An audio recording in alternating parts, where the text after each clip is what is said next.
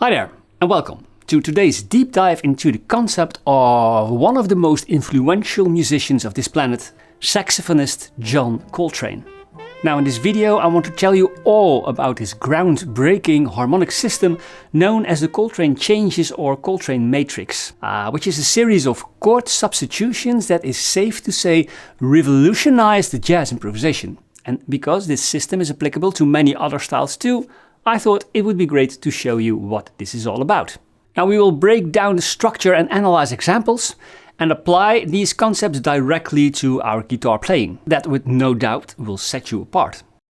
Now first a quick word about John Coltrane and his Coltrane Changes that are also known as Coltrane Cycle or Coltrane Matrix, Coltrane Substitutions, Countdown Formula, Chromatic Mediant Relations and also known as multi-tonic changes. Now his musical journey from the early bebop in the 40s to the avant-garde jazz after World War II was marked by a relentless theoretical and inspirational exploration. And this resulted in iconic albums like Giant Steps, where the Coltrane Matrix really came to a climax. Now rapid key shifts and unconventional progressions became a defining element of the modern jazz. And Coltrane developed his so-called sheets of sound style while he was playing with other jazz giants like Miles Davis and Thelonious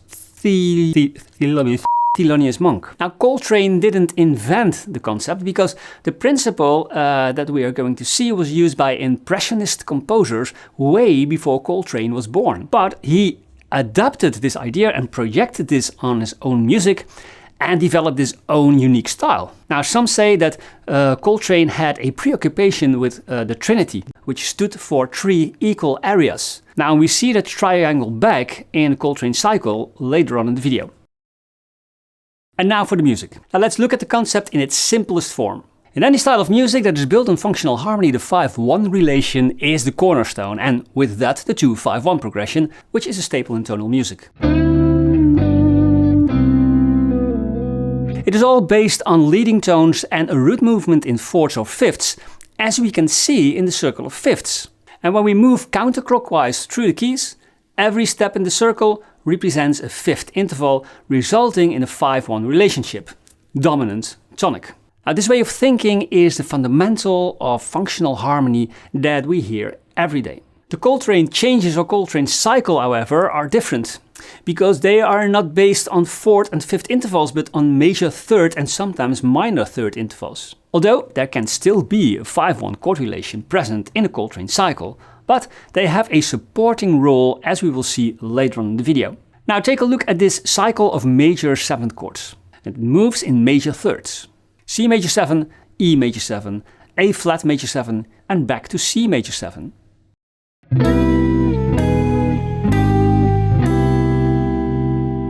Now already this sounds modern and unique. And we can visualize this progression as a triangle in the circle of fifths. The steps in the circle are now much bigger. In fact, when compared to the 5-1 relations, they are giant steps. Wink wink. Say no more. Anyway. These keys are distant related keys, as opposed to the 5-1 relation, which are closely related keys. Now we can ask ourselves if there is a tonic chord. Well, the answer is yes and no. The progression isn't in any particular key because it can go round and round and round, a snake that bites its own tail, something a pig can only dream of. Just saying.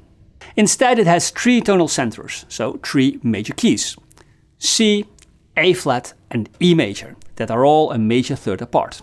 The nerds among you have already seen that this is a chromatic mediant relationship. It is exactly the purpose of this kind of progression to have multiple fast changing key centers to create an interesting improvisation with lots of outside notes that can be introduced into the melody. The specific sound is caused by the relationship between the chord that lies a third apart and is outside the key. We call this a chromatic mediant movement and is used extensively by film score composers, for instance, and you find it in pop and rock too. Just think of Under the Bridge by the Red Hot Chili Peppers.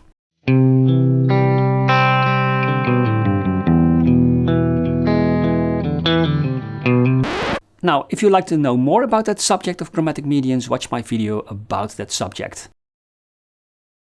Now it should be clear that Coltrane went much further with this concept than I described for you in the previous chapter.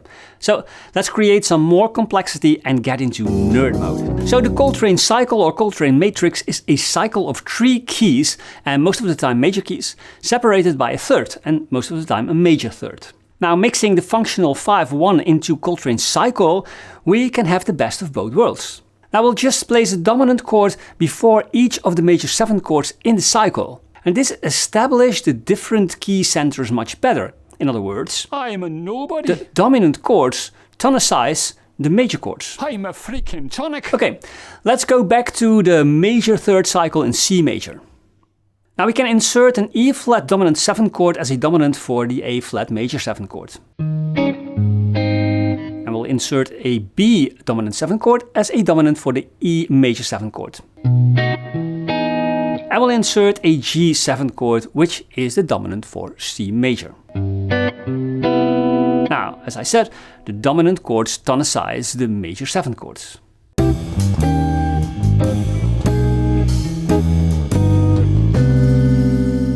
In this way, we have added a bit more complexity to the progression. In fact, this innovative complexity is what made Coltrane's uber jazz standard giant steps insanely famous.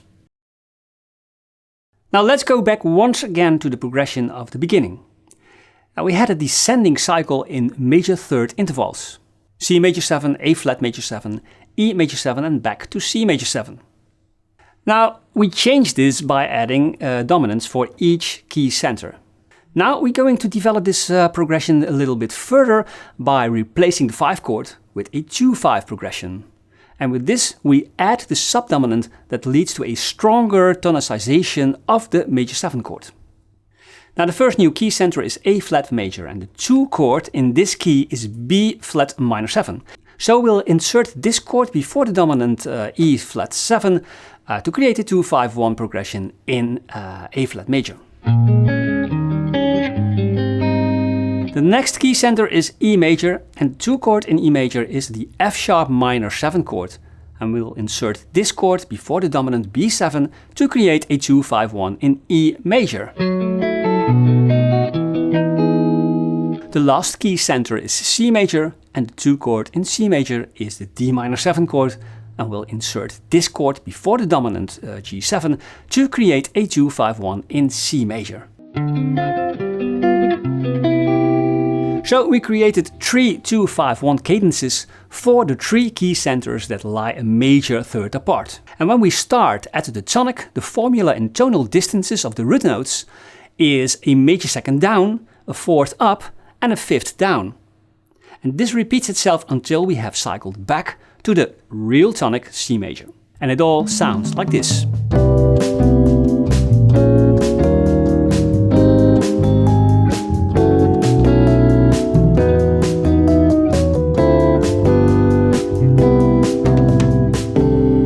As you can hear, we have added more complexity and interest to the progression in a relative straightforward way. Coltrane used his cycle of thirds in different ways, and one of them was substituting the 2-5-1 progression with the Coltrane Cycle. So we'll take a 4-bar counting 2-5-1 progression in C major. Now there are 2 types of substitutions, a long one and a short one, and we'll do the short one first. So we'll replace the 2 bars that contain the 2-5 cadence, D minor 7, G7, with the new key centers that occur when we descend in major thirds from the tonic C major. Now, so we get an A major 7 and an E major 7 chord that descends to the C major 7 chord.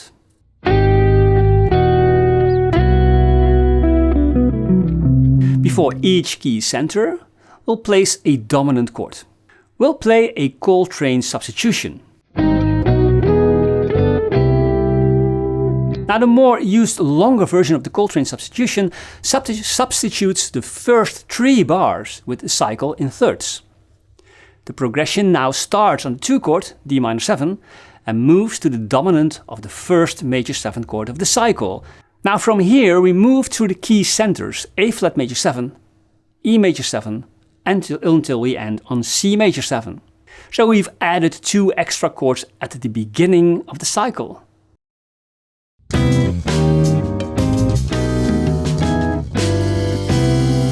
same progression can also be started on the tonic, by the way. And I really like the sound of this progression when all chords are major 7 chords. It has less gravity and therefore has a floating, almost modal character, and that sounds like this.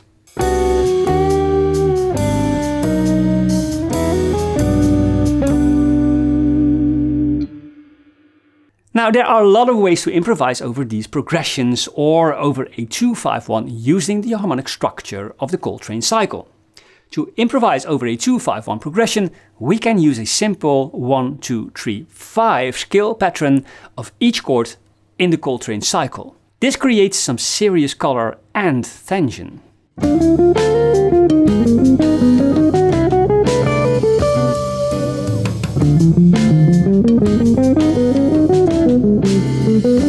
Now here you can see how the superimposition of the Coltrane cycle over a 2-5-1 takes place. Over the 2 chord D minor 7 will play the D minor and E flat major pattern, D, E, F and A, and E flat, F, G and B flat. The E flat is the flat 9 and outside note. Over the G7 chord will play the A flat major and B major triads. A flat, B flat, C and G, and B, C sharp, D sharp and F sharp. Lots of altered tension notes here, such as the flat 9 A flat and the sharp 9 B flat, and the sharp 11 C sharp, and the sharp 5 D sharp and the major 7th. It's almost an altered scale and perfect for playing over a dominant chord to create tasteful tension and color. Over the C major chord we'll use the E major and G major triad that will resolve to C major. So we have E, F sharp, G sharp and B, and we have G, A, B and D. Now the outside notes are the sharp 11 F sharp and the sharp 5 or flat 6 G sharp. And the G sharp is a dissonant note that should resolve one way or the other to the G or the A. Now this is a tutorial about the harmonic concept rather than about improvising. So in one of the next tutorials we'll see how to use these patterns and other techniques like triad arpeggios, pentatonic scales and even quartal arpeggios in a more musical way to improvise over this progression. Now probably Giant Steps is the most used example for demonstrating the Coltrane cycle. Giant Steps was written in 1959 and probably the reason for many musicians to see a psychologist to get their confidence back, because the progression is one of the most feared progressions to improvise over. So what's going on in this progression? Let's have a listen.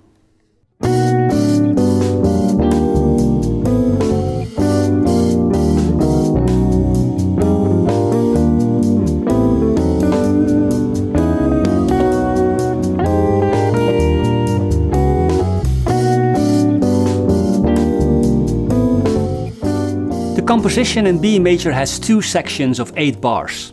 The first section is a descending movement of 3 major 7 chords that are a major third apart, and they are tonicized by the preceding dominant chords, in order to end on the real tonic, the B major 7 chord.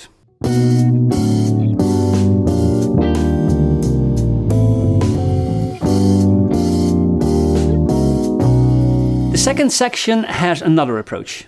These are 2-5-1 cadences of which the tonal centers ascend in major thirds from E flat major 7 to G major 7 to B major 7 to E flat major 7 to end on the B major 7 by means of a 2-5-1 in B major.